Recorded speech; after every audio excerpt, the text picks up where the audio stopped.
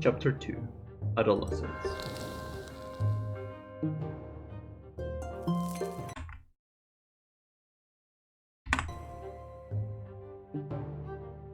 You have lived in this world for 8 years now. As you grow older, life grows more complex. The world of your childhood was limited to your house and family, but now that realm is expanding. It also includes your neighborhood, the nearby houses, the streets of the ancient city of Anisot. A question now looms over you, growing more pressing with each passing year. What will your place be in this vast outside world? Few people in the blessed Arcanian Empire trouble themselves with this question. It's not within a man or a woman's power to choose. Their destiny is predetermined by their birth and those who bore them. And yet your peculiar birth has granted you a choice. Your father is a man of nobility, a worthy example in matters of duty and honor. Your mother is a commoner of lowly state, humility and patience made flesh. And your sky is ablaze day and night with the light of the shining pillar, the beacon of the clergy. Your back bears the mark of the lash. Will you accept the drudgery and suffering that is the lot of the lowborn for your entire life? Or will you follow in the footsteps of your father and your father's father and fight for the right to serve the empire as a noble of the mantle? Perhaps you will follow the twin God's word and offer spiritual guidance to others. Definitely the third one I am not going to do. The answer lies out there in the vast, terrifying world. What awaits you beyond the walls of your home?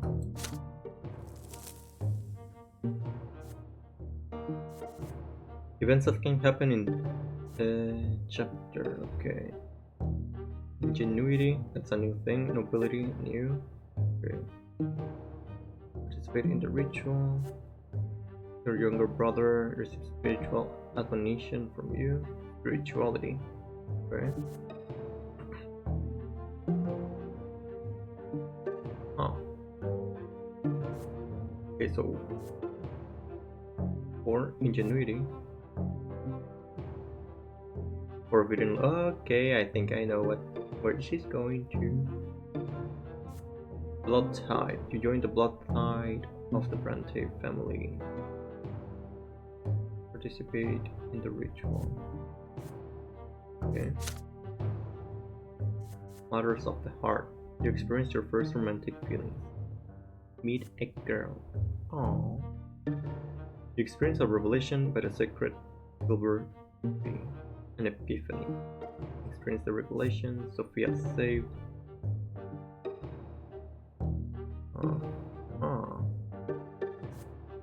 Okay. Personal qualities at this age. They determine the choices you may take. Vulnerable your thoughts and deeds are in your pursuit of the honorable ideals of the nobleman. Affects your chances of becoming a noble of the mantle and future skills that are crucial for the noble's estate. How quick-witted you are and how skillfully you can manipulate a situation to your own end. Affects your ability to survive without the privileges of nobility and future skills that are crucial for a commoner. Okay.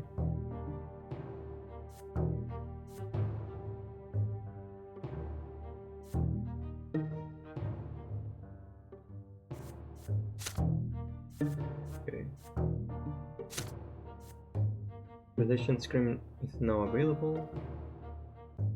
Province screen is now available. No relations yet.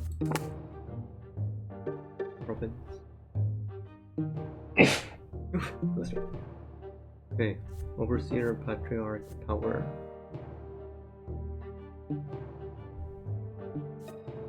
Okay. Church, Old Faith.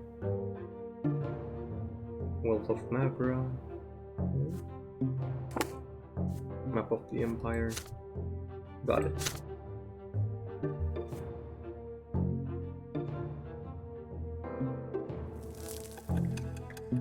Year 1126. The family expects more and more of you as you grow up.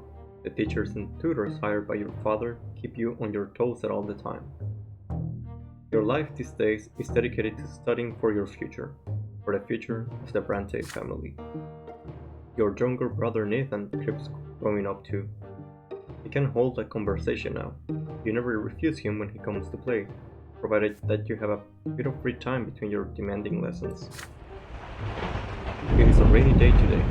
Father and mother have gone to a ball, and they left Nathan in your care. You lose track of time over the books in the sitting room, and Nathan goes off alone to splash in the creek. When you hear his voice begging you to come outside, he's on the porch, sobbing, all covered in dirt. You walk up to him as he continues to bawl. It's all that kid. He pushed me into the ditch and called me names. He said I was a fancy pants fool. I said I'll call my brother. He's still there. You have to go punish him, Marlon. Nathan points at the lopsided wooden house further down the street where the poorer artisans live. You see two boys lingering there on the porch. They are clearly both commoners, but far from poor. One of them is almost as tall as Nathan, and he frowns in a funny way, just like him. The other looks older, almost your age, but he's more broad-shouldered and taller. His name is Thomas. You've heard it before. There, Marlon, that's him. Nathan points at the younger boy and hides behind your back. Thomas grins and rolls up his sleeves to reveal strong forearms. He must have been helping his father with manual labor for quite some time. Listen up, rich boys.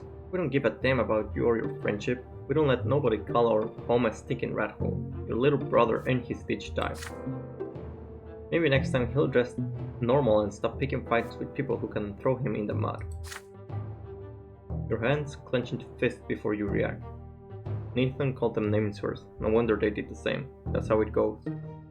But pushing your brother into a ditch is too much. Thomas stands tall and confident. He sees no threat in you. You're about to get ready for a fight when you feel a tug on your sleeve. You turn your head to see Nathan, the one who started the whole mess. Oh, he has to be grateful first. Ah, shoot, dude. Man, I wish I would have done that before. Right? Good to know for next time, I guess. Come on, Thomas, and give him a beating. +1 nobility.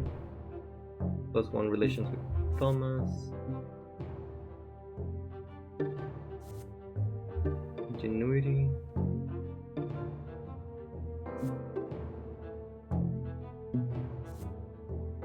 Yeah, let's go with the nobility one.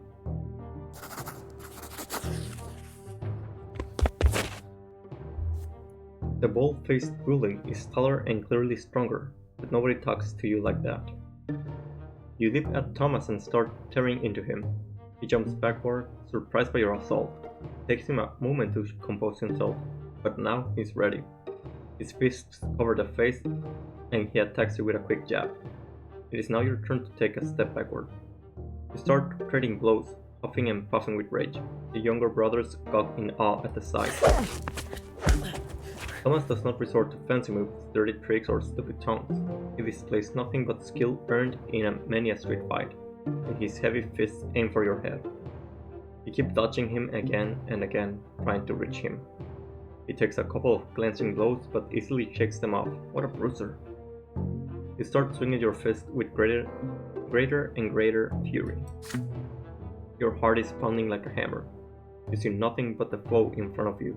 How much longer will this take? You're worn out. Your breath grows ragged and your muscles grow heavy. Mom spaghetti. Wait, no, that's not it. But there is no way you can give up now. Nathan is watching you. Desperate and out of options, you swing and punch Thomas square in the nose. Then immediately let his fist smack you in the temple. The blow rings through your head like a bell and blinds you for a moment. The world swims before your eyes. You clutch at your head to get your bearings. Thomas is standing in front of you, blood dripping from his nose. You no longer want to fight it out, and it seems your opponent would rather end it too. But you keep standing there, eyeing each other angrily. Then suddenly, you hear an angry shout right next to you. An enraged man in a craftsman's apron is shaking his fist. Thomas' face contours in terror right away. "It's my father! Run!"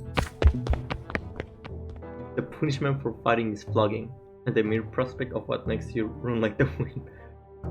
Thomas sprints in front of you. You dash across the rotten wooden planks of the back alley, up and over a lopsided fence, across a giant puddle in one leap, and then forward into the tall grass. You hide there and stay quiet. You hear no sounds of pursuit.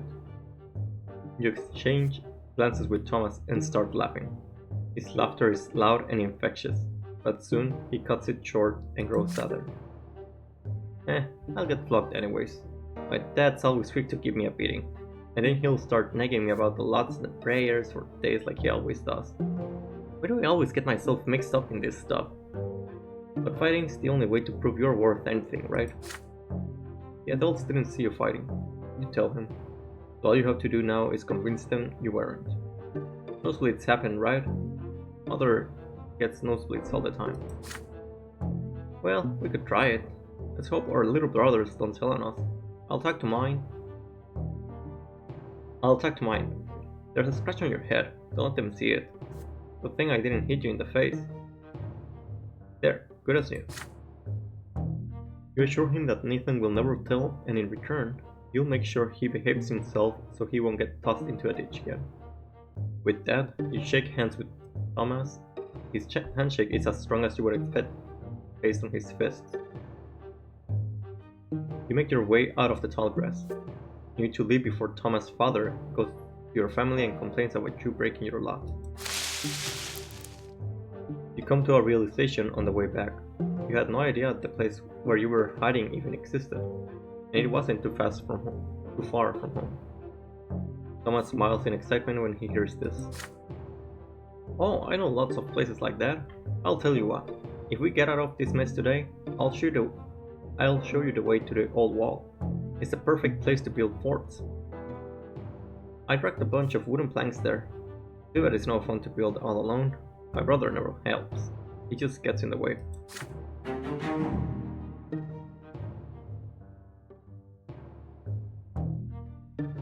You emerge from the muddy back alleys united by a secret only the two of you know.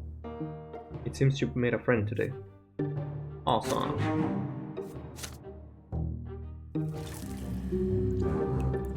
You made a friend, a boy named Thomas. Year 1127.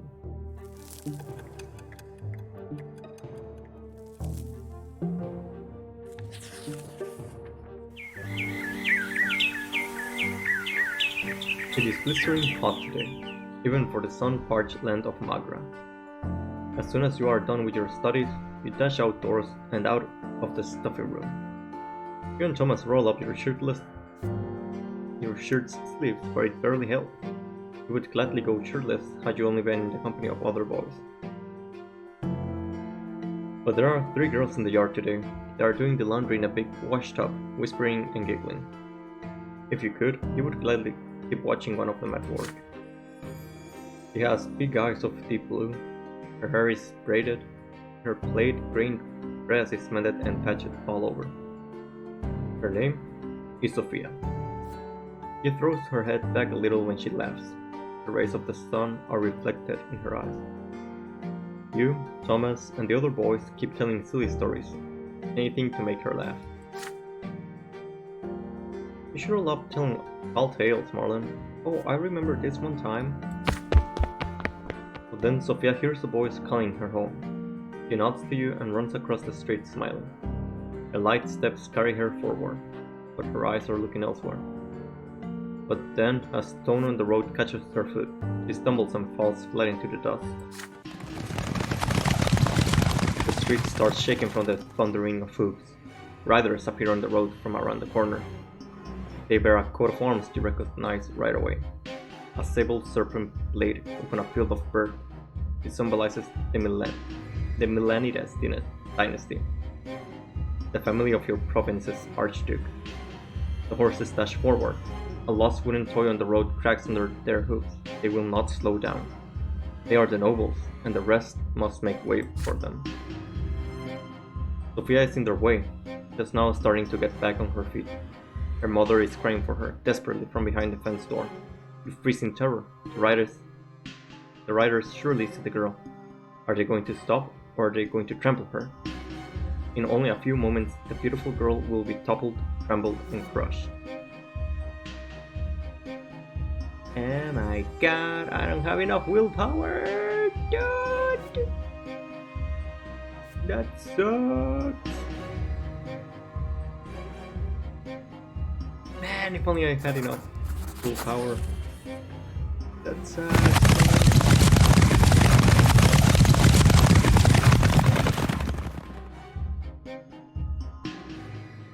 You stand frozen by the roadside, unable to look away as the cloud of dust covers the entire street. You feel as if a massive, maddened beast whipped into the merciless frenzy has just passed you by. You hear no screams, no cracking bones, nothing but the deafening din of the hooves.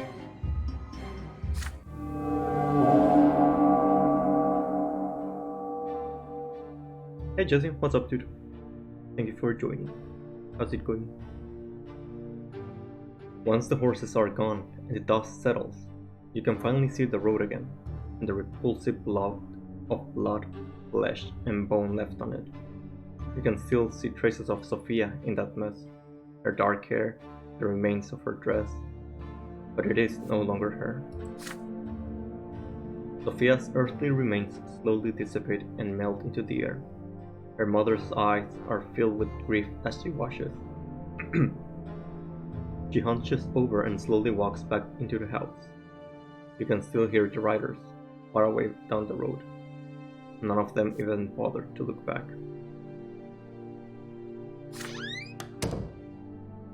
Your friends walk away and are lost for words. You make your way home dazed by what you have seen. You are still dazed as you retell these events to Mother, unable to look up from the floor. After a moment of silence, she embraces you and calms you down.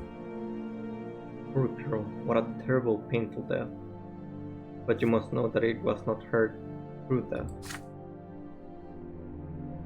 By the twins' mercy, we are all given enough time in this world. Should you die before your time, you will be brought back by their grace. For 3 times they will rescue you from a terrible fate, but the 4th death is true and final for all. Every loss of a life we were granted at our birth is a heavy blow to us, but the gods told us not to mourn a lesser death. Everybody will keep on living as though nothing has happened, even Sophia's parents. Her family is poor, and they have no family crypt like we do. When the girl's soul comes back to life, her body will be reborn in the city church with all her wounds healed. Do not mourn her, my son, but thank the twin gods for their justice. You see Sophia by her house a few days later, and she looks completely fine, without so much as a scratch. The older children told you that her parents now forbid her to leave the yard after dying such an early first death. You call out Sophia's name, she looks at you briefly, then walks back inside. Sophia never talks to you again. Oh, what? Dude! Alright, sure.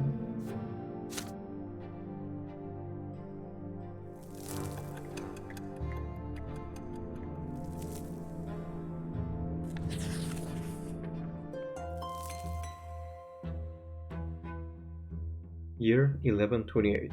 Fall. Soil and gunpowder. Sophia disappeared after the terrible incident with the horses. Her friends gossip that her parents sent her off to serve a rich noble dynasty.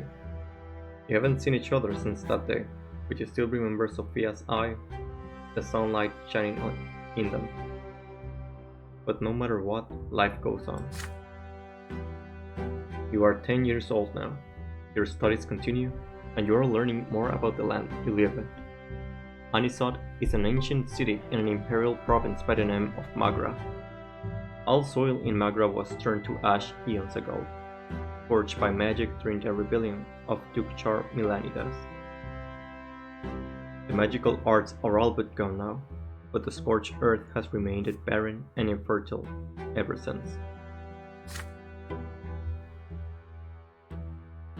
Since then, the entire province has lain barren, tormented by cold and scorching winds in equal measure, with few precious plants taking root on their own.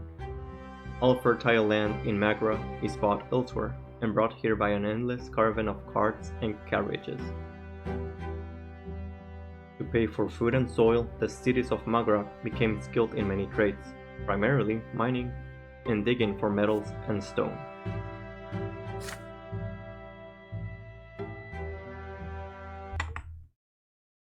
Yeah, F indeed. F for... what was her name? Sandra? Sophia, yeah, that one. Last fall, there was an explosion just outside the city, followed by clouds of thick smoke. The first such incident frightened the citizens, but then explosions and smoke became an everyday occurrence. Soon, everyone grew used to it. Father explains that the miners are using a new invention called gunpowder. It makes it easier for them to reach the precious stones and metals buried deep within the earth. Then one day, a thunderous explosion rocks the city. A black, billowing smoke covers the houses. People are stuck in their homes, all windows tightly shut. The air is impossible to breathe. Nathan coughs all the time. Gloria and Jude cough only when nobody's watching. If Mother hears it, she'll make you inhale those hot purple vapors just like Nathan. It's always the mothers with their household remedies, aren't they? It takes 2 days for the black smoke to disperse. People pour out onto the streets to meet their friends. Thomas is eager to share everything he knows about this incident with you.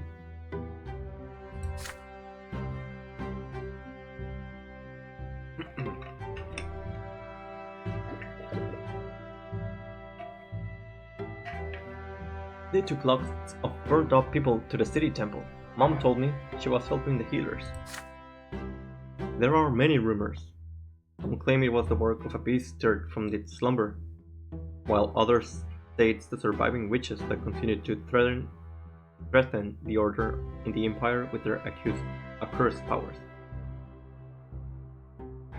But as for you patiently wait for Father to come back home, and then you'll ask him about it.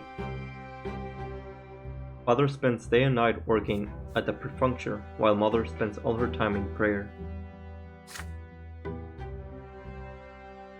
It takes a full week for Father to finally come home, and he's almost completely spent. You muster enough courage during dinner to ask him what happened outside the city. Father raises his head, his face a bleak, weary mask, and starts muttering his proclamation. It's almost as if he doesn't see you. It's the mine outside the city. They were trying to get a vein of ore. There was an explosion. The mine caved in, and the black smoke started flowing. Many workers died there. It was all because Count El Velasco, who owns the mines, wanted them to start mining the vein before they were ready. Some of the workers weren't even reborn.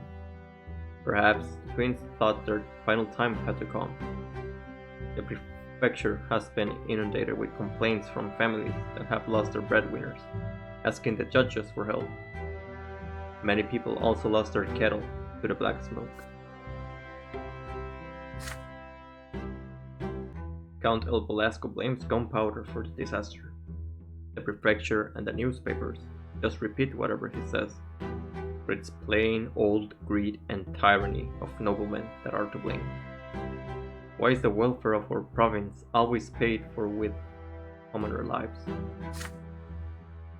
Then, without warning, he grows silent again. You keep thinking about it for days. Can a human life really end so easily? A single moment of bad luck and you die, only to reemerge from the temple or the family crypt with a new black mark on your arm. Or worse, you remain where you fell, dead, never to be reborn again. Ever.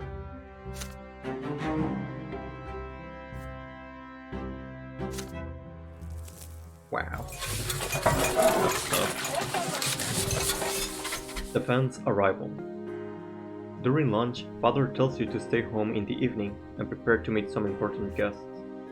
Your elder brother Stefan will return home by dinner tonight. Joining him will be your grandfather Gregor Brante, as well as a noble friend of the family. You're excited about your brother's return. It has been years since you last saw him. How has he changed during his years away from home? I think he's going to be still the little brat that he was. Maybe even worse.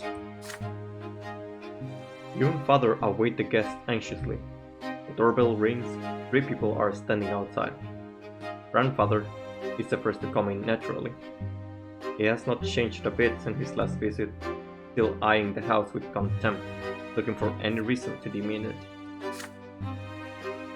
Grandfather is followed by a stately young man dressed in a jacket embroidered in silver, whom you barely recognize appeared as your brother. Stefan casts a glance at your threadbare clothes and your dirty fingernails and smirks. Emma, why are you playing my autobiography? This is the autobiography of the Bronze race, my friend. The race of bronze. The last to enter the house is a personable gentleman with a worn-out, wrinkled face. You've heard a lot about this man from father and grandfather. He is Baron Augustin Elborn, Stefan's uncle, a family friend and the province's prefect, which means that he is the head judge and thus father's superior. Dear Elborn smiles slightly and offers you his hand. And this must be your younger son Marlon, yes? Have your father's eyes, young man. Father bows slightly to grandfather and Sir Elborn, but there is a moment of quiet when Stefan's turns come. Father reaches out to him awkwardly, expecting an embrace. There is a question in Stefan's eyes as he looks at grandfather. The old man shakes his head almost imperceptibly. Well, we noblemen don't put our emotions on public display, father, not even after a lengthy separation. There is no embrace. Instead, Stefan nods to father curtly. He responds in kind, his face devoid of emotion. After the greeting, you proceed to the sitting room. Elborn is the first to enter. He kisses mother's hands, and Gloria's too, and tussles Nathan's hair after he sees him hiding by the table. Grandfather acknowledges them with a glum nod.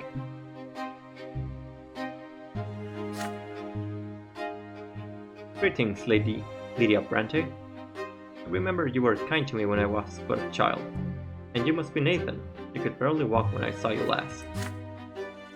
Your older brother ignores Gloria completely, not even a greeting. You proceed to the dining room in a dignified manner and take your seats. The dishes smell delicious, but they merely punctuate the overwhelming tension at the table. Elborn is the only one with a friendly smile on his face. The dinner is splendid, Lydia. You choose the dishes yourself.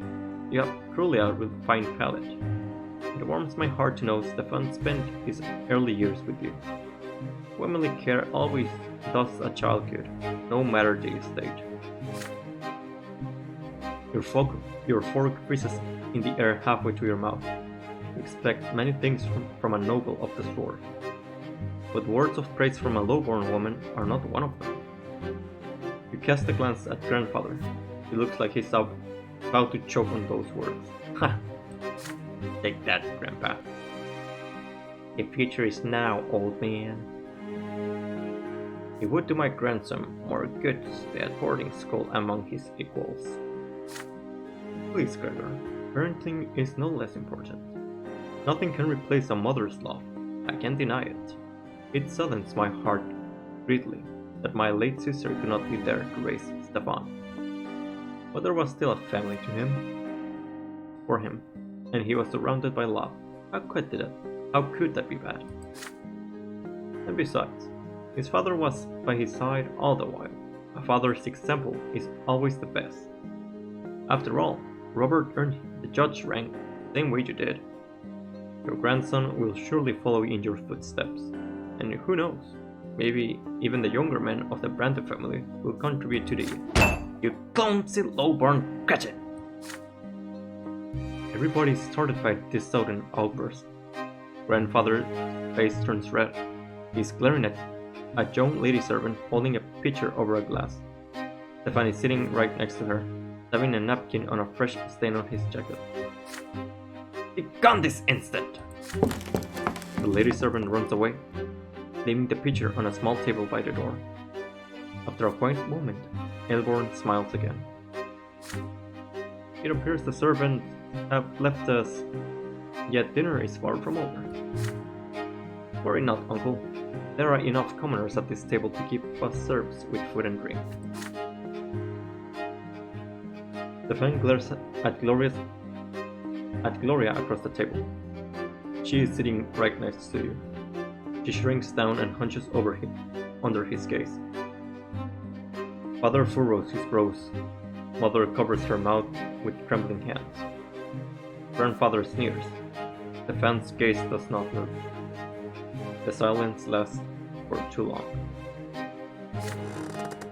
Then she starts to rise from her chair.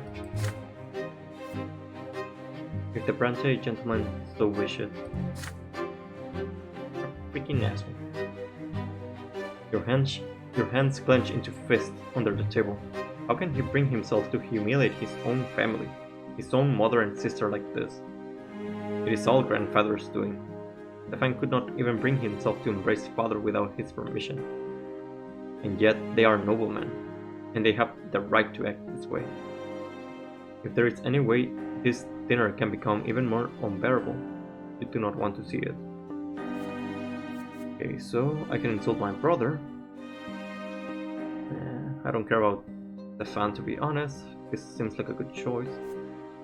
Make smock talk over dinner, +1 nobility, +1 Gregor Brante. I don't care about Grandpa now. Ooh, willpower. Oh, okay, so this is actually good. This can come up useful. Let's go with this one because there's a lot of options that require willpower and are a big deal whenever it comes up. Plus, like ingenuity, nobility, and all the other trade points you can get easily by doing other choices. So let's go with this. That way I can get more willpower.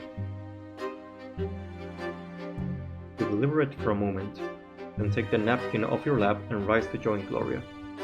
A moment later, you hear the sound of another chair moving. Your mother joins you. The three of you now refill glasses, serve food, and clear away dirty dishes. Sir Elborn tries to make smock talk with father, but in vain. So he focuses his attention to grandfather and Stefan. Grandfather is pleased to inform him of Stefan's achievements at the boarding school, especially his exemplary sword fighting skills. He constantly stresses the importance of your elder brother for the future of the family. You listen to him dispassionately as you continue serving new dishes to the table. As you wait at the nobleman's table, your sister, and mother never bump into each other. Your labor is impeccable. Grandfather could not have found fault with it even if he tried. Your shoulders are back, and back are aching, but being a manservant inside your own house hurts even more. When the guests finally leave, Mother and Gloria embrace you with relief. You did not neglect your relatives and share their humiliation, and the composure that you have shown gave you new strength. Awesome. It's good. Nice. Stupid Stefan. Being brainwashed by all his ideals of superiority and whatnot. Hot, dry wind sweeps through the city from the barren lands around it. The noble residents of Anisot prefer to remain in chambers, while the commoners huddle in tents or in the shade of the silver tree. You are on an errand now. Your father wrote a letter to a noble acquaintance, and you are to deliver it. Thomas, the boy down the street, is tagging along. The two of you are inseparable now. The errand is an easy one, if you decide to take this opportunity to loiter around the part of Anisot where the nobles live. So here you are, in the middle of the city, resting on the ancient brickwork by the old fountain in the merciful shade of the gargantuan silver tree. Thomas is by your side, lazily slouching on the edge of the fountain's basin. It's a hard life for commoners like you and me. Either you break your back in a workshop day and night, hoping someone will buy your goods someday, or you become a manservant to some noble. You never get a chance to enjoy life. This is our lot, you remind him. We work and endure and suffer. But Thomas waves your words away. Yeah, I know all that already. Mother keeps drilling that stuff into me. We must be humble, our strength is patience and persistence. So yeah, I say, I wanna make my fortune no matter what. So how ain't that living by my lot, I ask you? But the lots, they ain't easy. Let's take you for example, Brante. Your father's a nobleman, but even if that didn't make you one, just look at your hands. You never had to work as hard as me, but we have the same lot, so we're supposed to suffer the same. Or look at your father. He's a judge. He toils at the prefecture all day and night doing his judging, and he's a noble? I have never seen an Archean work as hard as he does. You shrug. The Archeans are a different race. The books say that they were born to rule over humans. They are never commoners, always nobles of the sword by birth. They founded the empire after subduing all the human kingdoms on the continent. Humans will never be their equals. Archeans are always better, smarter, stronger, and their skin is of a noble shade of blue. If the books are to be believed, of course, you have never seen one yourself. Well, if the books can be believed. Okay. Your idle chatter is suddenly interrupted by a rugged-looking guardsman dressed in black and green. He chases you away from the fountain. Common rebel like you have no place here. You hear the clattering of hooves and wheels against the cobblestones and see flags bearing a coat of arms. A sable serpent on a field of bird. It makes you squirm. It is the Archduke's coat of arms, the Melanidas dynasty. The carriage door opens, revealing a young lady in a luxurious dress. You cannot look away from her. Those dainty shoulders, suggested but not revealed by the cut of her dress. Her black hair cascading over them. Her stately slim silhouette, her pouted lips and prim nose, and those eyes, dark like the night sky. The way she moves, fluidly, gracefully, and most incredible of all, her skin glows in azure blue. She is a masterpiece given life. She is an Archean. Clear the way for me. The Melanidas guardsmen work quickly to clear the way to the fountain for the Archean lady. The searing sun dances on her skin in bizarre parade. The searing sun dances on her skin in bizarre patterns. With one elegant motion, she reveals a handkerchief, then leans over the basin and wipes her head and neck with its cool water. She moves like Jaeger. You got to move like Jaeger. Well, I'll be. That's Octavia Melanidas, our Archduke's own daughter.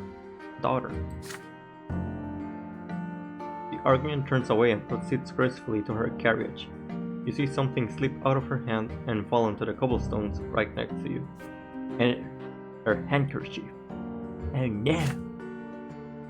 It is right there by your feet. Intricate craftsmanship, expensive woven fabric, delicately decorated with emerald filigree. your heart skips a beat. Will you dare draw the beautiful Arcnean's attention in order to return her lost possession? Or would you rather not attempt to cross the chasm between you and her? Willpower -5. Nah, dude. God damn it. But I need a willpower.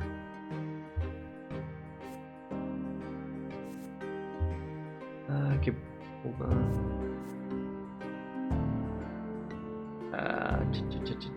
What should I do? I mean, this could be my chance to. This could be a chance to get a nobility mantle. So.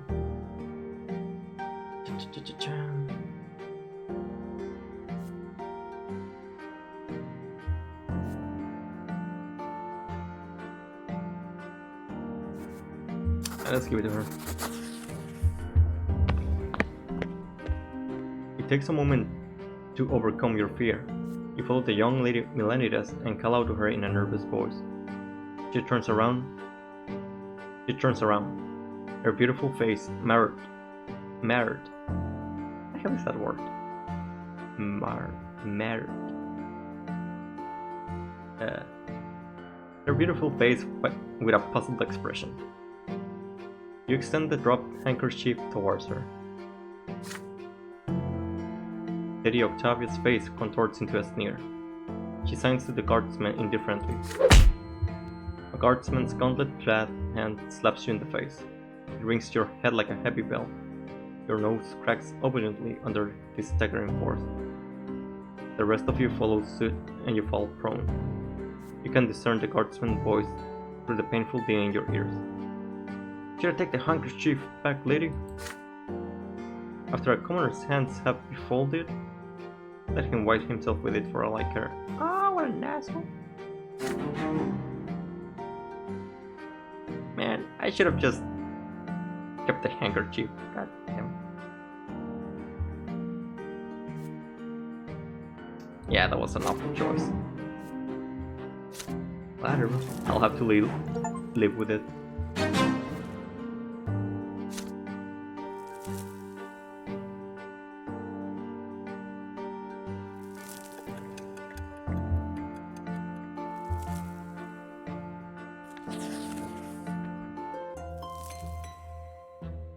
Years old now. You overhear an important conversation. It is a spring night, and Mother has just sent everyone to bed.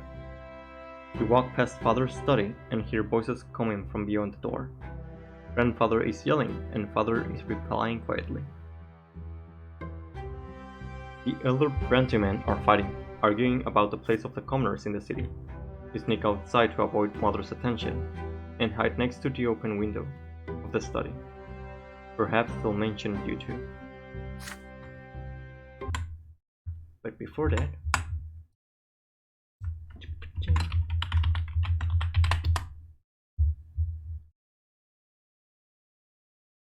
so she remembers you? It feels like she brushed you off real quick. Yeah, I know.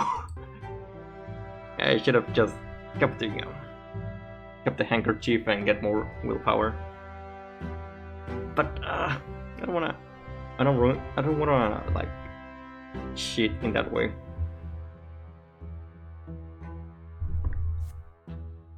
If I ever do another run, then I already know what to do.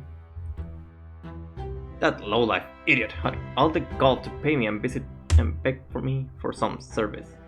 He had the insolence to ask me outright. He thought I was going to support his claim for the chairman's seat in the lesser quorum. How dare he? Father, please listen. Mayor Egmont may be lowborn, but he carries a lot of clout in Magra. He owns 5 iron mines. A friend like him could be quite useful, should he become the chairman of the lesser quorum. I don't give a damn who this Egmont is, Robert. What he is, however, is lowborn. His lot is humility and obedience. The likes of him can never rule anything. They are nothing but a flock of sheep that need a firm noble hand to guide them. I wasted so many years trying to squash that quorum decree, but that accursed Cornelius Tempest did everything in his power to make the Emperor sign that pathetic screed. and now even lowlifes can wield power. True power, Robert. Just the right to discuss the size of Archduke's tax, nothing more. That is only the beginning. What's next? Are they going to arm the lowlifes now? Make them into judges? If the Empire rejects the foundations and the lots, the entire edifice will crumble. Bah. But who am I telling this to? It is already crumbling, and you, my son and heir, are a harbinger of its destruction. Father, I'm begging you. I do not wish to marry a third time. Lydia is a good wife and a beautiful mother to my children. If you would only allow her to, I will allow them nothing. Neither Egmont nor that freeloading wench of yours. What will you want me to do next? Live by the laws of the lowborn? I can already see where this is going. And I'd rather run my own sword through my gut than live in a country where nobles and lowlifes share the same rights. My only dream is to see the name of Brante in the Blue Book. But that dream will never come. They will never call me Venerable El Brante. And it's all because of this marriage of yours. My only hope now is to hear Stefan addressed in such a manner one day. Thank the twins I didn't let you ruin the boy. He's about to grow up a true nobleman. His children will bear the name of El Brante. For some reason I thought I read that wrong, but I actually read it right. You have 2 more grandsons. Those spineless milksops from the common lot, they are incapable of anything. The best your middle son could do is sneak into the Imperial College and get ennobled by the mantle. Although I have grave doubts about even that. As for the downtrodden Nathan, I hold out no hope for him whatsoever.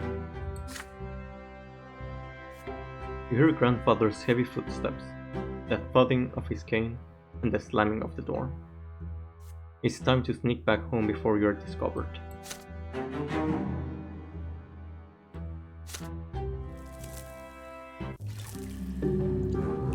You started studying at the school of Sir Tibor and began to master the sciences. Ooh.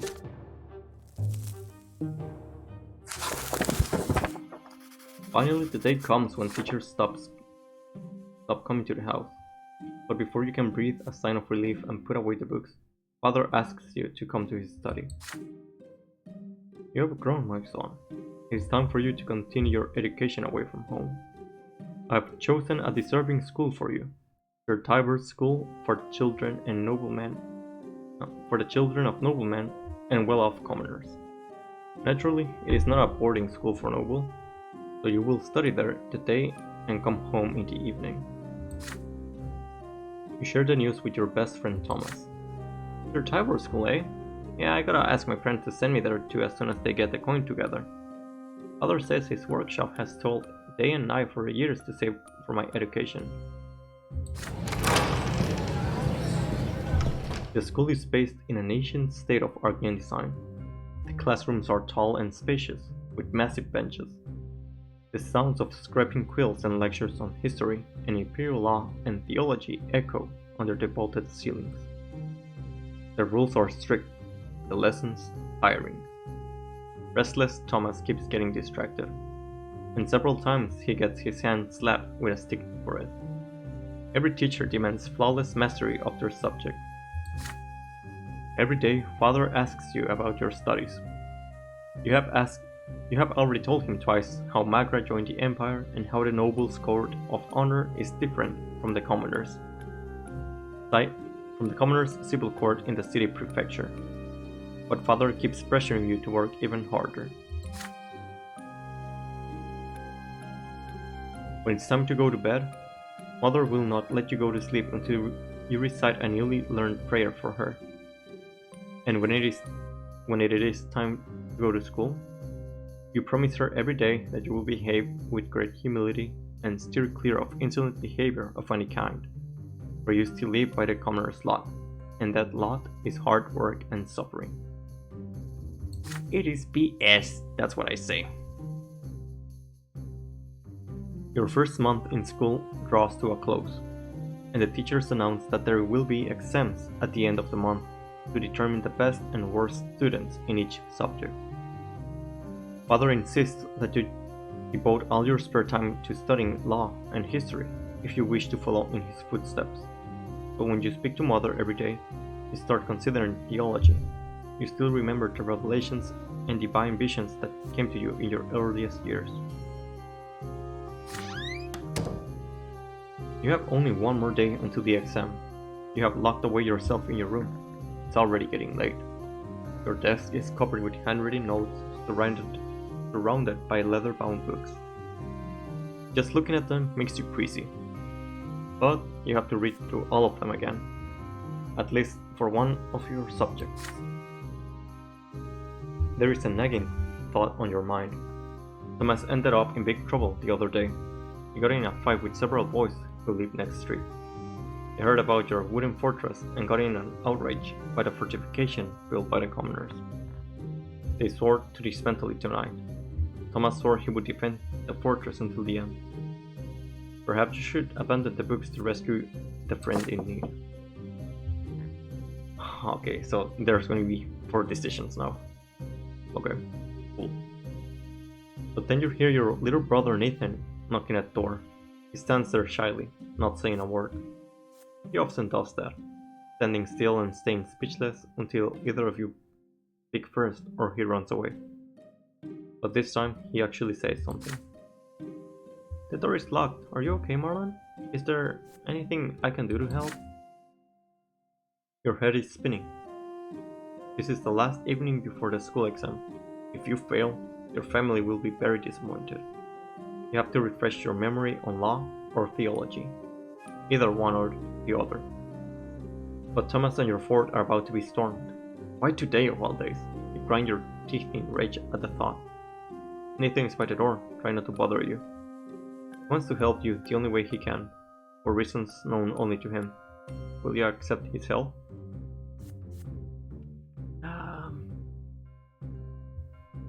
Okay.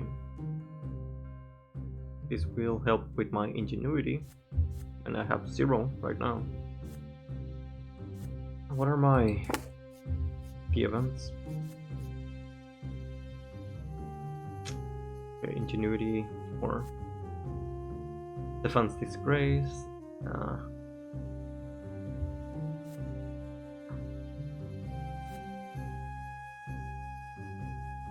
Neutrality.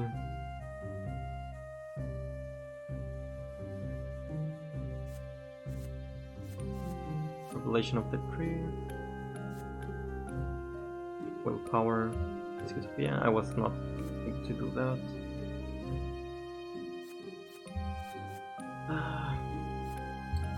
What to do.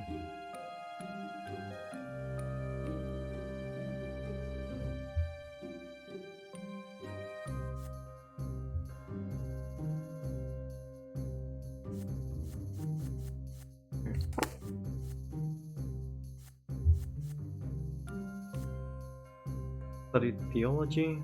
Nah. Oh, willpower. Okay.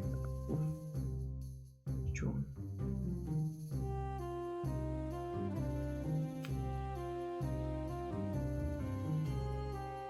Shoot.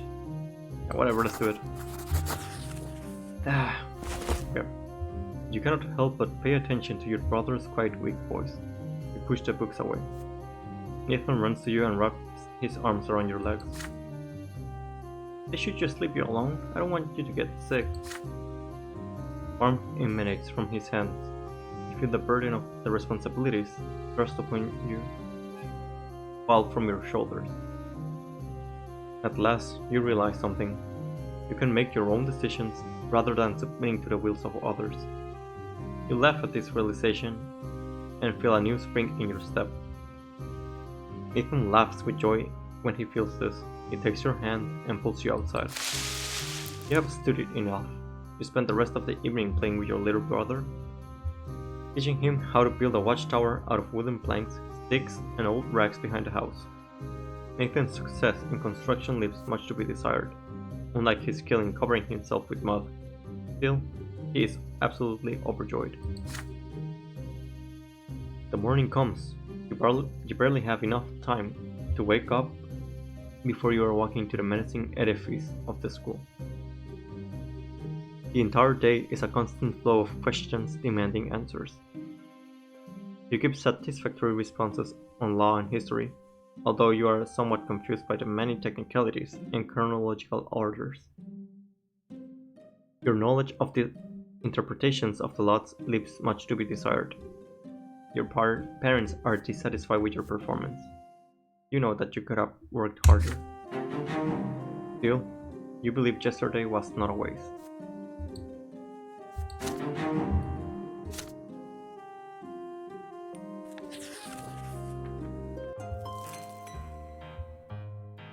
Your education continues. As you study imperial law, you have come to realize that there is a certain hierarchy even within the noble state. It seems your father's status is not quite equal to that of the more eminent human and arcane gentry. You return home with this new information at your disposal. Father asks you about school after dinner, as he always does. And what is the difference between nobles of the mantle and those of the sword, Marlon? You already have an answer for that. The latter status is hereditary, meaning that it is passed down from father to son. After the archons, nobles of the sword are the most eminent humans in the empire. They own land and estates. They fill offices of the highest ranks, and the names of their bloodlines are preserved within the Great Blue Book. Nobility of the sword can only be granted only by the overseer of the province or the emperor himself. And how are such eminent people addressed? With the honorific L before their last name, you respond. Sir Augustine L. Bourne, for example. Father pats you on the shoulder, clearly pleased. And what about the Archeans and their status? What have you learned about them? The Archeans stand above all human gentry. They are born to rule over humans regardless of their titles. No L is required when addressing them. They need no honorifics, for the names of their ancient dynasties are known to all. Father nods somberly. Yes, we can never be their equals. Do whatever an Archean tells you, and never defy them. Ever. And what about grandfather and me? Where do we stand as nobles? That is easy. Father and grandfather are nobles of the mantle. This title cannot be inherited, but it can be earned by a commoner as a reward for great service to the empire, in the legion, or as a civil servant.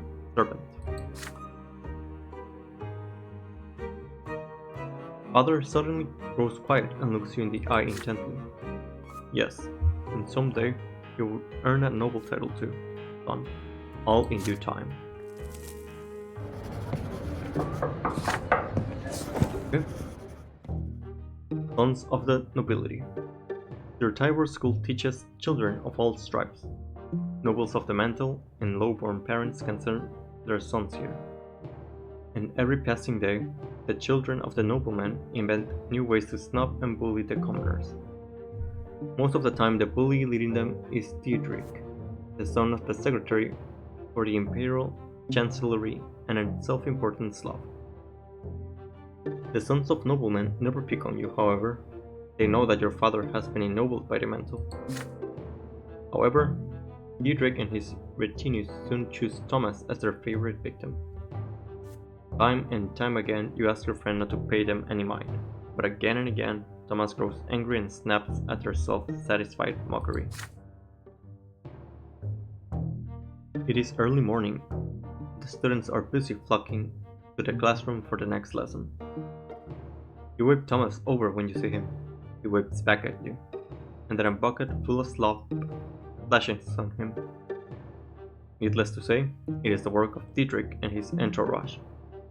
You hear his familiar creaky laughter. The tailor's son stinks. How dare he sit next to Disenfall? Thomas clenches his fist. You're dead, Diedrich! He throws himself at Diedrich's haughty entourage like a soldier ready to wage war. He attacks them first. This is just what they expected. And they are free to retaliate. He barely makes one movement before 4 pairs of hands grab him at once. Dietrich sneers and kicks your friend in the belly. Thomas gasps for air and starts coughing. You stand between them as Dietrich readies another kick. The nobleman's son cocks an eyebrow. Why do you mingle with commoners? He asks. Your father is a noble of the mantle. You ought to be friends with your own kind. Your equals, not the dirt beneath your feet. Behind, 4 boys hold Thomas down as he struggles furiously. The other students are watching you, frozen in fear. Dietrich haughtily extends a hand to you. Clearly expects you to shake it. What will you do? Shake his hand, of course. As if. Wait, what? Brante. Reputation. Meh. Challenge Dietrich to a fight. Nobility +1, Thomas +1. Turn him over to the teachers. Well, I need ingenuity.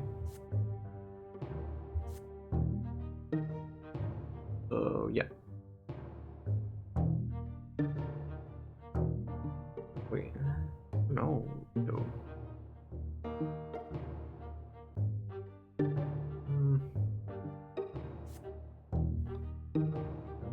Actually, let's go with. I think I'm gonna go for nobility in this run of the game.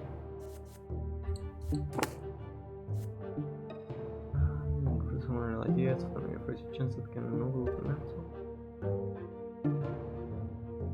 Okay, yeah, let's go for that one.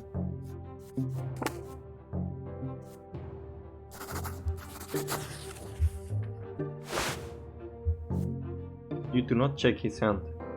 Instead, you challenge Dietrich to display at least some dignity by fighting you one-on-one. That is, if he considers himself a nobleman's son, of course. Dietrich's face grows serious. There is no way for him to refuse this challenge in public. Dietrich makes a sign, and Thomas is released and pushed to the floor.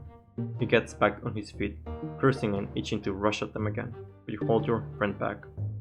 The teacher of Imperial Law comes into the room just in time.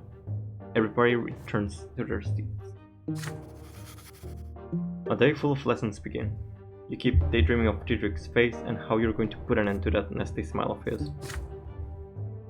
Let's catch that bastard together and clean his clock. He hurt me, not you. The deal has been made, you tell your friend. This is a matter of your honor now.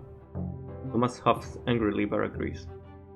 Dietrich is already waiting for you in a narrow back street by the school, his retinue by his side. You walk forward and give him an opportunity to end this dispute once and for all. This is a nobleman's way. If you win this battle, Dietrich and the other children of nobles will never pick on the commoner's son again. If he wins, you will never stand in their way and protect other students. You will fight him one-on-one. Okay. Dietrich walks forward uncertainly. You both roll up your sleeves. You raise your fist in a fighting stance.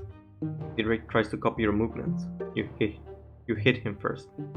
Dietrich does manage to land several glancing blows, but he is fighting a losing battle. He has never been in a real street fight. Thomas nods in approval. You have learned a lot from him. Yep. It doesn't take long for Dietrich to stop fighting back. One more blow and he squeals and raises his hand. You have won. Take that, asshole. The secret is imagining your stepbrother bullying over your stepsister and your mother. That's how you get them. You turn to the other nobleman's son with a victorious look on your face. No more teasing, and if anyone else says so much as one bad word about Thomas, they'll pay. Dietrich's former retinue disperses silently. +1 relationship with Thomas, and +1 nobility.